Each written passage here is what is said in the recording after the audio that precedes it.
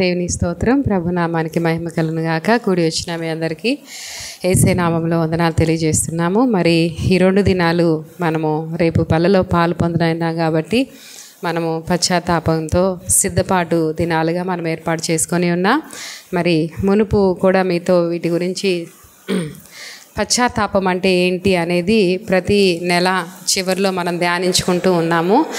మీకు ముందుగా అంతకుముందు తెలియపరిచిన రీతిగా మన విశ్వాస జీవితంలో, మన క్రైస్తవ జీవితంలో విశ్వాసము, పశ్చాత్తాపం అనేవి పరలోకానికి మనం ఎగిరిపోవటానికి ఉపయోగపడే 2 రెక్కలు లాంటివి అని చెప్పాను. గుర్తుందా ఎవరికైనా? దేవుని స్తోత్రం చెప్దామా? హల్లెలూయా. ఉష్ణము, తేమ అలా ప్రకృతిని ఎలా కాపాడిద్దో అలాగే ఈ పశ్చాత్తాపము, విశ్వాసము మన క్రైస్తవ జీవితాన్ని భద్రపరుస్తాయి అన్నమాట. కాబట్టి ఒక హృదయం అనే గదిలో విశ్వాసం అనేది ఒక క్యాండిల్ లాంటిదైతే పశ్చాత్తాపం అనేది దానిలో వెలిగే ఒక దీపం లాంటిది అన్నమాట. కాబట్టి ఈ విషయాన్ని మనం గ్రహించాలి. విశ్వాసము, పశ్చాత్తాప పరలోకానికి ఎగిరిపోవడానికి ఉపయోగపడతాయి అని చెప్పాను. తర్వాత పశ్చాత్తాపము ఒక కళాకారుని చేతిలో పనిముట్టు లాంటిది, ఒక ఆయుధం లాంటి, ఒక సైనికుని చేతిలో ఆయుధం లాంటిది. దేవుడు పశ్చాత్తాపం అనే ఆయుధాన్ని, లేకపోతే ఒక కళాకారుని చేతిలో పనిముట్టుగా పశ్చాత్తాపాన్ని దేవుడు మనకి అనుగ్రహించాడు. దాన్ని మనం ఎంత వినియోగించుకొని ప్రభు సన్నిధిలో పశ్చాత్తాపడతామో అంతగా మన ఆధ్యాత్మిక జీవితాలు ఏమవుతాయి? రూపుదిద్దబడతాయి అన్నమాట. దానికి అగస్టిన్ చెప్పిన మాటలను కూడా మనం జ్ఞాపకం చేసుకుని ఉన్నాం. 3వదిగా పశ్చాత్తాపము పాపాలకు ప్రక్షాళన వంటిది అని మీకు చెప్పాను. మన పాపాలని ప్రక్షాళన చేసేది అంటే మన పాపాలని పోగొట్టే ఒక మందు లాంటిది. ఏంటది చెప్పండి? పశ్చాత్తాపం. ఎంతగా పశ్చాత్తాపడతామో అంతగా మనలో ఉన్న పాపం ఏమైపోయింది చెప్పండి? ప్రక్షాళన చేయబడుతుంది. పాపం మనలో నుండి కొట్టుకొని పోవాలి, మన పరిశుద్ధులం అవ్వాలంటే పశ్చాత్తాపాన్ని ఎంత వినియోగిస్తామో, ఎంత పశ్చాత్తాపడతామో అంతగా. మనం చూస్తాం కదా, యేసయ్య ఒక పాపాత్మురాలైన స్త్రీ కాళ్ళ మీద కన్నీరు కాచి తుడిసినప్పుడు ప్రభు ఏమని చెప్పాడు ఆ పిలిచిన వ్యక్తితో? ఈమె విస్తారంగా ప్రేమించింది కాబట్టి విస్తారమైన పాపాలు క్షమించబడ్డాయి. దేవునికి స్తోత్రం. కాబట్టి ఎంత విస్తారముగా కన్నీరు కాచి పశ్చాత్తాపడతామో అంతగా మనము పాపము నుండి ప్రక్షాళన చేయబడతాము అనేది మనం నేర్చుకుని ఉన్నాం అన్నమాట. అదొక మందు లాంటిది. పశ్చాత్తాపము అనేది చాలా వేదనతో, దుఃఖముతో, అయ్యో నేను నా తండ్రిని ఎంత కష్టపెట్టాను, ఎంత బాధ పెట్టాను, ఎంత విరోధమైన పాపం చేశాను, దుఃఖంతో హృదయ అంతరంగంలో నుండి పశ్చాత్తాపంతో వచ్చే ఆ కన్నీటిపైన దేవుని ఆత్మ కదులుతుందంట. దేవునికి స్తోత్రం చెప్దామా? హల్లెలూయా. తర్వాత నేను మీకు చెప్పాను, పశ్చాత్తాపం భక్తిని పెంపొందింపచేస్తుంది. మన భక్తిని ఏం చేస్తుంది? అది పెంపొందింపచేస్తుంది. మన భక్తిని పెంపొందింపచేస్తుంది భక్తి. కాబట్టి అతిక్రమాలను మనం దాచిపెట్టుకుంటే మనం ఏమవ్వము? వర్ధిల్లము. వాటిని ఒప్పుకొని విడిచిపెట్టినప్పుడు దేవుని కార్యక్రమం మనకు దొరికితే మనము భక్తిలో ఏమవుతాం చెప్పండి? ఎదుగుతాము. కాబట్టి ఇంకోటి ఏం చెప్పానంటే, పశ్చాత్తాపపు కన్నీరు ఎక్కడ దాచబడతాయి? దేవుని బుడ్డలో దాచబడతాయి అంట. కానీ మనము లౌకికంగా కాచే కన్నీరు నేలపాలైపోతాయి. కానీ దైవభక్తిని గూర్చిన కన్నీర్లు దేవుడు ఏం చేస్తున్నాడు? పశ్చాత్తాపంతో కాచే ప్రతి కన్నీరు కూడా దేవుడు తన కౌగిల్లో భద్రపరుస్తున్నాడు. మనం చూస్తున్నాం. దైవ చిత్తానుసారమైన దుఃఖము రక్షణార్థమైన మారు మనసును మనలో కలిగిస్తుంది అని 2 కొరింథీ పత్రిక 7:10 మనం చూస్తాం. కాబట్టి అంటే మనం పశ్చాత్తాపం అంటే మనం చూస్తే పశ్చాత్తాపం చాలా కష్టమని మనం ఎప్పుడు అనుకోకూడదంట. అద్భుతమైన వాటిని రూపొందించాలంటే కష్టపడి పని చేయాలి. అంటే కష్టపడి చెమటోచి గవిని తవ్వినప్పుడే లోపల ఏం దొరుకుతాయి? బంగారము, విలువైనవన్నీ కూడా కష్టపడినప్పుడే దొరుకుతాయి. అందుకే భక్తుడు ఏమంటాడంటే, సుఖపడి నరకానికి వెళ్ళటం కంటే కష్టపడి పరలోకానికి వెళ్ళటమే మంచిది. దేవునికి స్తోత్రం చెప్దామా? హల్లెలూయా. అలాగే ఇంకో మాట ఏం చెప్పాడంటే, నరక శిక్ష నిర్ణయింపబడిన వారు నరక శిక్షకు నిర్ణయింపబడతారు పాపాన్ని బట్టి. నరక శిక్షకు నిర్ణయింపబడిన వారు సహితము పశ్చాత్తాపడితే ఫలితంగా దేవుని కృపను పొందుకుంటారు. దేవునికి స్తోత్రం చెప్దామా? హల్లెలూయా. దానికి గొప్ప ఉదాహరణ ఏంటంటే, సిలువ పైన ఉన్న దొంగ, అవునా, అతడు మరణపు మార్గంలో ఉన్నాడు, నరక మార్గంలో ఉన్నాడు. కానీ తను చివరి గడియలో గ్రహించాడు తన పాపి అని, ఆయన నీతిమంతుడని. పశ్చాత్తాపడి నన్ను కూడా జ్ఞాపకం చేసుకయ్యా అంటే ఆ నరక మార్గం నుండి దేవుడు మళ్ళించి అతన్ని ఏమన్నాడు? నేడు నీవు నాతో కూడా పరదేశంలో ఉండు అనే గొప్ప అభయాన్ని ఇస్తాడనమాట. అలాగే యెహెజ్కేలు గ్రంథం 18వ అధ్యాయం 32 వచనాల్లో దుష్టుడు తన దుష్టత్వంలో, పాపి తన పాపంలో మరణించడం వల్ల నాకు సంతోషమా, వారు మారు మనసు పొంది నా తట్టు మళ్ళుకున్నప్పుడే కదా నాకు సంతోషం అంటున్నాడు. కాబట్టి తన దుష్టత్వపు మార్గంలో వెళ్తున్న వారిని దేవుడు మళ్ళించి తన రక్షణ మార్గంలోకి, పరలోకానికి చేర్చాలంటే మనం ఏమి పనికి వస్తుంది చెప్పండి? పశ్చాత్తాపడితే నరక మార్గం నుండి తప్పించబడి, నరక మార్గం నిర్ణయింపబడిన వారు సహితము దేవుని కృప పొందుకుంటే నిత్య మార్గానికి వెళ్తారు. ఇంకా 7వ విషయం ఏంటంటే, సొంత వ్యక్తిగత తప్పిదాలను బట్టి మాత్రమే కాకుండా మన దేశ పరిస్థితులను బట్టి కూడా ఏం చేయాలంట? కన్నీరు విడవాలంట. విలాపవాక్యంలో మనం చూస్తాము, ఎక్కువగా ఇర్మియా భక్తుడు దేశం కొరకు మనం ఎలా కన్నీరు కాచాలి. మనం చూస్తే ఇశ్రాయేలు జనాంగం దేవుని చేత ఏర్పరచబడిన వారు, ఎంతో ఉన్నతమైన ప్రజలు, వారు ఎంతో ఘనతకెక్కిన వారు, అనేక రాజ్యాలను జయించిన వారు. ఇశ్రాయేలు ప్రజలంటేనే ఆ దినాల్లో ప్రజలందరూ భయపడేవారు. అలాంటి గొప్ప వ్యక్తులు వారు ఎప్పుడైతే వారిలో విగ్రహారాధన లేకపోతే దేవునికి అవిధేయత చూపించారో, విలాపవాక్యం 1వ వచనంలో అంటున్నాడు, జనభరితమైన పట్టణం ఎట్లు ఏకాకే దుఃఖక్రాంతురాలయనో, అది విధవరాలి వంటిదాయనే, అన్ని జనుల్లో ఘనతకెక్కినది, సంస్థానముల్లో రాజకుమార్తె అయినది, ఎట్లు పన్ను చెల్లించున్నదాయను. చూడండి, అంటే అంత ఘనత కలిగింది, అంత ఉన్నతమైన స్థితిలో ఉన్నది. అంటే రాజరికంలో, అంటే సింహాసనంపై కూర్చున్న స్థానంలో ఉండవలసిన వారు ఎందుకు ఈ గతి పట్టి పన్ను కట్టి ఇతరులు ఒంటరిగా ఉండవలసిన పరిస్థితి ఏర్పడిందంటే, దేవునికి విరోధమైన పాపం వారిలో చొరబడటాన్ని బట్టి ఆ ఆధిక్యతను వారు కోల్పోయారని మనం చూస్తున్నాం అన్నమాట.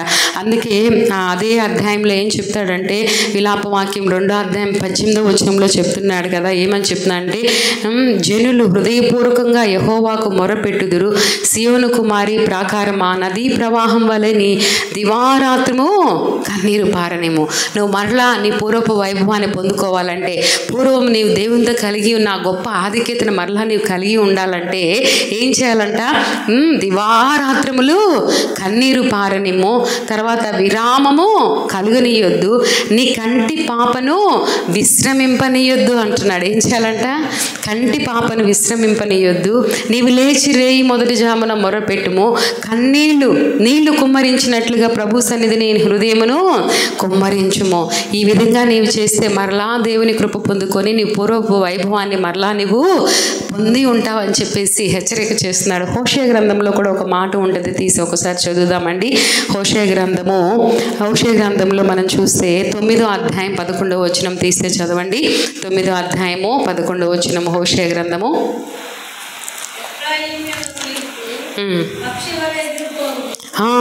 ఎఫ్రాయిము యొక్క తీర్పు పక్షి వలె ఎగిరిపోవును.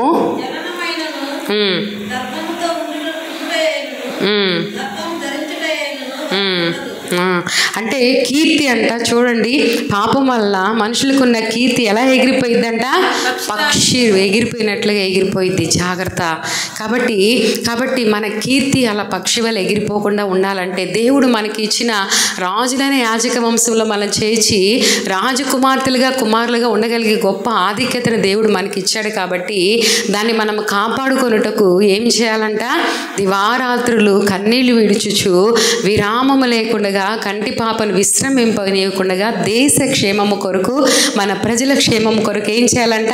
కన్నీరు కాచి ప్రార్థన చేయాలి. 7 విషయాలు మీతో చెప్పాను, ఈ గతంలో చెప్పినవే మీకు జ్ఞాపకం చేశాను. కాబట్టి పశ్చాత్తాపపు కన్నీటి వల్ల ఎన్ని ప్రయోజనాలు ఉన్నాయి మనం చూస్తున్నాం. ఈరోజు కపట అసలు నిజమైన పశ్చాత్తాపం ఏంటి తెలుసుకునే ముందు కపటమైన పశ్చాత్తాపం ఏంటి మనం తెలుసుకో. నిజమైన మారు మనసు ఏదో తెలుసుకోవాలంటే నిజము కానిదేదో ముందు మనకి తెలియాలి. ఒక వ్యక్తి తాను కపటమైన మారు మనసులో మోసపుచ్చుకునే అవకాశం ఉంది. చాలామంది కపటమైన పశ్చాత్తాపంతో వారు నిజంగా పశ్చాత్తాపడ్డారని తాము మోసపుచ్చుకునే అవకాశం ఉందంట.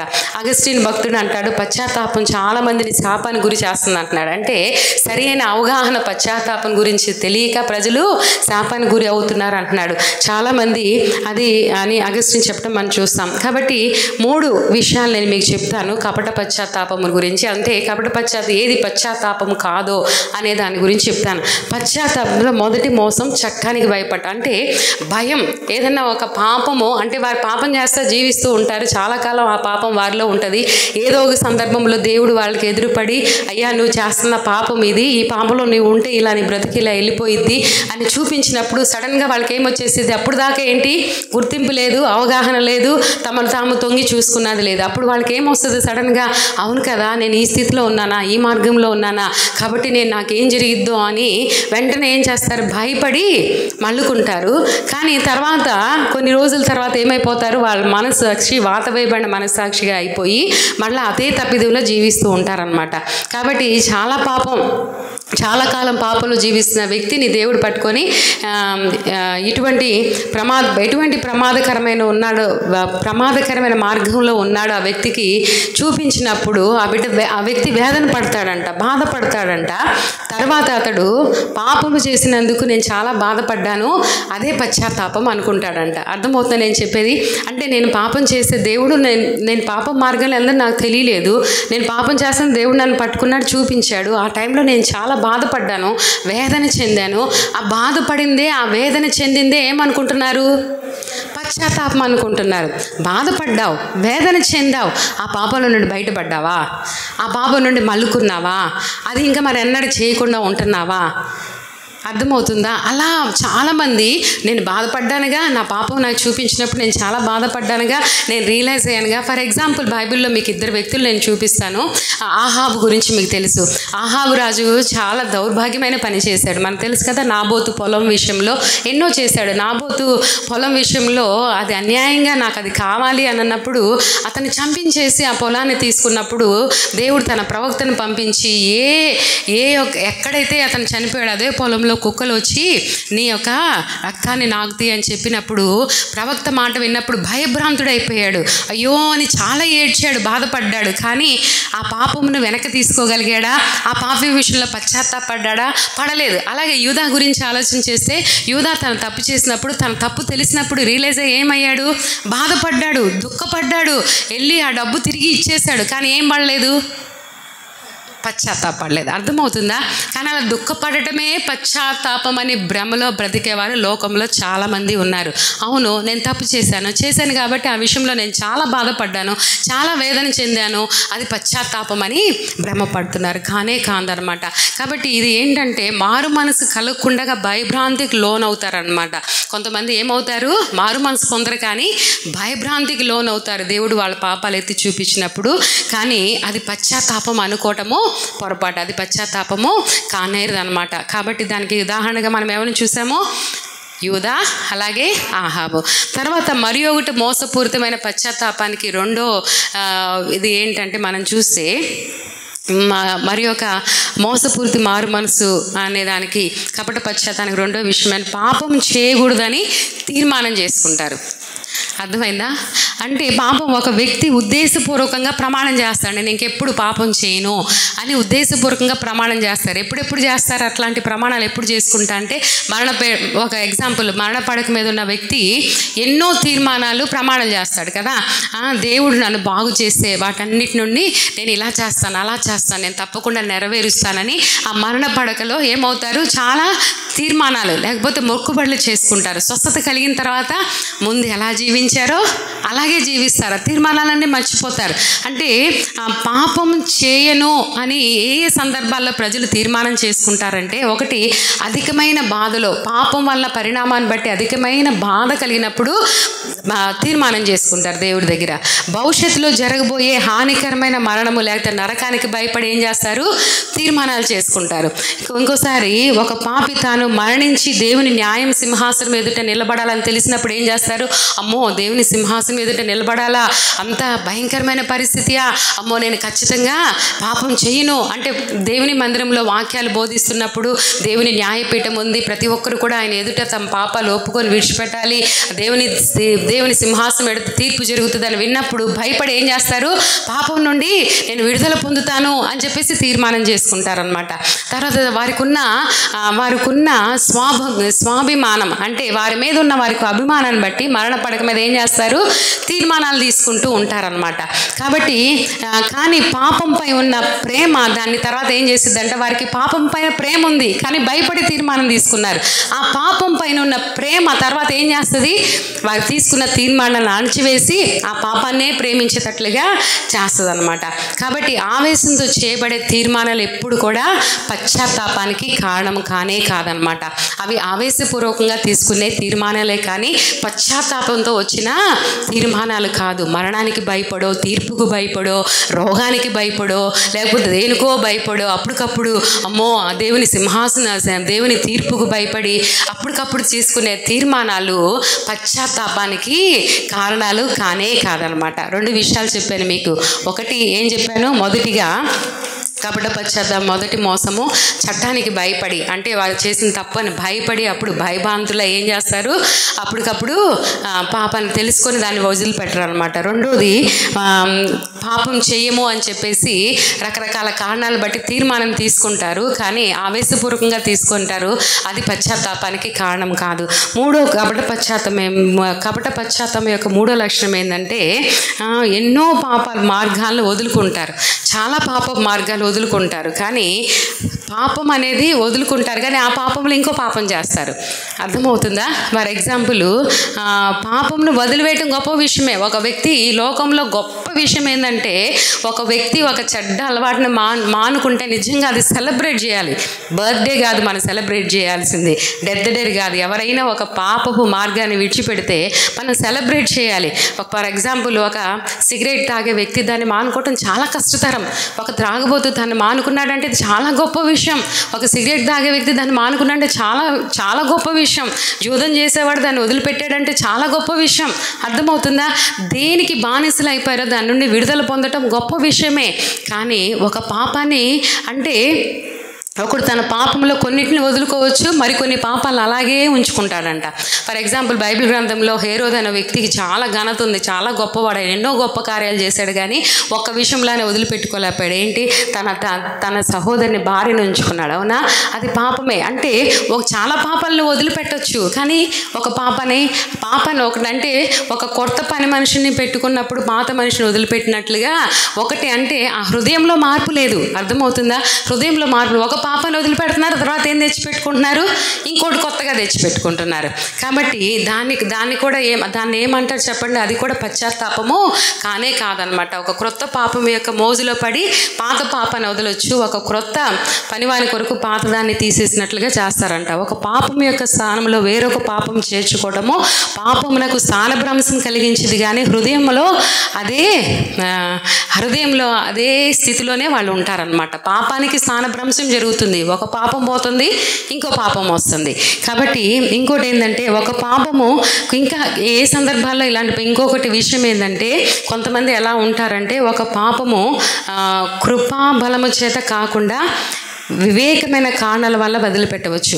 అంటే దేవుని కృప ద్వారా విడిచిపెట్టకుండా కొంతమంది జ్ఞానంగా యుక్తంగా వదిలిపెడతారంట. ఏ కారణాలను బట్టి?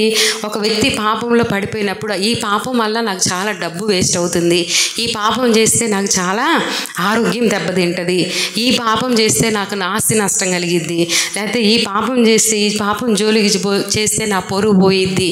ఈ ఆలోచనలు బట్టి పాపం చేయకుండా పశ్చాత్తాపం కాదు. అర్థమవుతుందా నేను చెప్పేదండి?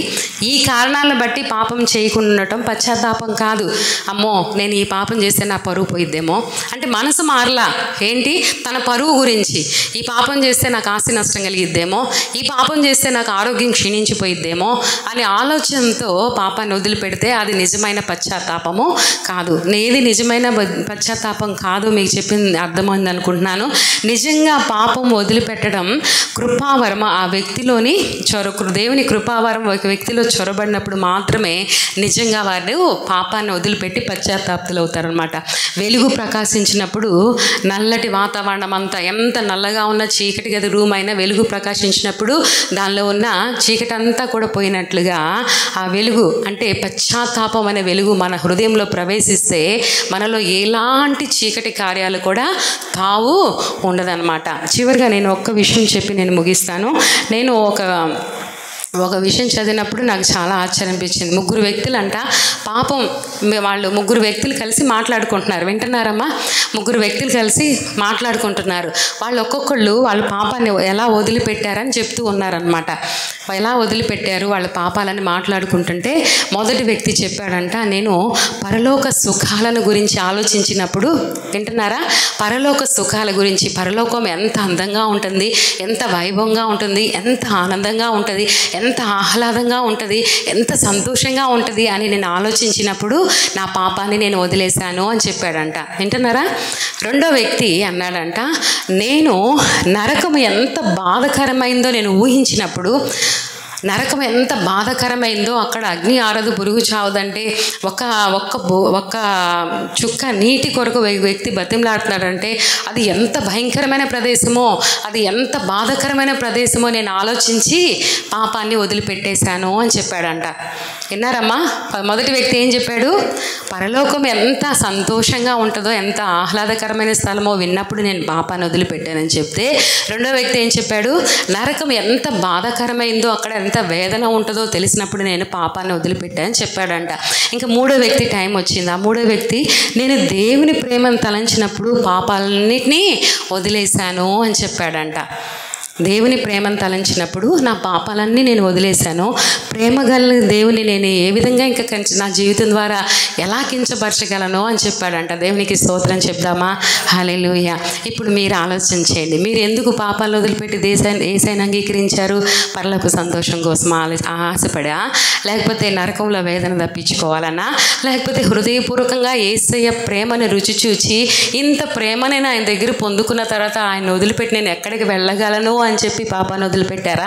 అది మిమ్మల్ని మీరు ప్రశ్నించుకోవాలి. పరిశుద్ధ గ్రంథంలో ఒక పాపాత్మురాలైన స్త్రీని రాళ్లతో కొట్టుకుంటూ తీసుకొచ్చారంట. ధర్మశాస్త్రము ఇలా వ్యభిచారం చేసే వాళ్ళని రాళ్లతో కొట్టి చంపమని ఉంది కదా అని చెప్పేసి అందరూ రాళ్లతో కొట్టుకుంటూ చిన్నవారు మొదలుకొని పెద్దవారి వరకు వచ్చారంట. వస్తే యేసయ్య ఏమో కూర్చొని నేల మీద ఏదో రాసుకుంటా ఉంటే యేసయ్య అన్నారంట, ఏం మాట్లాడాల, మీరు అందరూ ఇంతమంది వచ్చారు కదా రాళ్ళు తీసుకొని ఆమెను కొట్టడానికి, ఆమెను చంపేయడానికి, రాళ్లతో పాతి పెట్టడానికి, కాబట్టి మీలో పాపం లేనివాడు మొదట ఆ మీద రాయింది నా ముందు అని చెప్పాడంట. ఒక్కొక్కళ్ళు ఏం చేశారు? మెల్లిగా ఎవరికి కనపడకుండా రాళ్ళు కింద వదిలేసి ఎవరి దాన్ని వారు పోయారంట. పాపం లేనివాడు ఎవడైనా ఉన్నాడా? వెళ్ళిపోయారంట. అప్పుడు యేసయ్య ఏమన్నాడు, అమ్మా ఎవరు అసలు అమ్మా అని పిలిచి ఏమంటున్నారు? ఎవరు నేను శిక్షించలేదా? నేను కూడా నేను శిక్షించను. అందరితో ఆప్తి తప్పైపోయేది. యేసయ్య ఏమన్నారు తర్వాత? ఇక ఎన్నడూ పాపం ఆమె చేసిద్దండి, ఇంకెన్నడైనా పాపం. ఎంత ప్రేమ! కాబట్టి ఇంత ప్రేమను యేసయ్య దగ్గర రుచి చూచిన తర్వాత, ఇంత కృప ఆయన దగ్గర పొందుకున్న తర్వాత నేను ఎలా తిరిగి ఆయనకి అపకీర్తిని అవమానాన్ని తెస్తాను? కాబట్టి మనము ఏ కేటగిరీలో ఉన్నామో ఆలోచన చేయాలి. నరకానికి భయపడి పాపాన్ని చేయకుండా ఉండేవారు వాళ్ళు వేరు.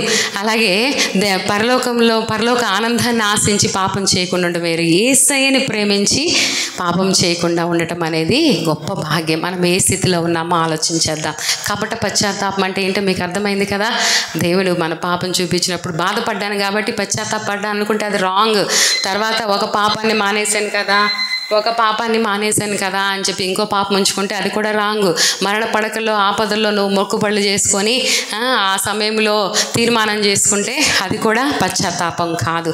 నిజమైన పశ్చాత్తాపం యేసయ్యని ప్రేమించేవారు ఏం చేస్తారంటే నిత్యము కృతజ్ఞత కలిగి ఆయన ఇచ్చిన రక్షణ భాగ్యాన్ని బట్టి ప్రతిరోజు కన్నీరు కాచి పశ్చాత్తాపడి దేవుని కృప పొందుకుంటారు. కాబట్టి పశ్చాత్తాపడటం నేర్చుకుందాం. దేవుడు మనకు అది గొప్ప ఆయుధంగా ఇచ్చారు. మనం ఎంత పశ్చాత్తాపడతామో అంతగా దేవుని కృప పొందుకుందాం. అంతగా మనలో ఉన్న అది ఒక ఆయుధం లాంటిదని చెప్పాను కదా, అది మనం ఎంత వినియోగిస్తే అంతగా మన జీవితాలు రూపుదిద్దుకోవచ్చు. పశ్చాత్తాపం అనేది ఒక మందులాగా పనిచేసేది. మనలో ఉన్న పాపాన్ని అంతటినీ కొట్టుకొని పోయేటట్టు చేస్తుంది అనమాట. అట్టి కృపను పరిశుద్ధాత్మ దేవుడు మనకు అనుగ్రహించలాగిన పశ్చాత్తాప ప్రార్థనను మనం నేర్చుకుందాం. మన వ్యక్తిగతంగానైనా మనలో పాలు పొందుకునేటప్పుడైనా మన జీవితాలని తొంగి చూసుకొని పశ్చాత్తాపతులమై ప్రభు సన్నిధిలో యోగ్యమైన మనసుతో బలలో చేయి వేయుటకు మన జీవితాలు సిద్ధపరచుకుందాం. ప్రభు మిమ్మల్ని దీవించును గాక. ఆమేన్.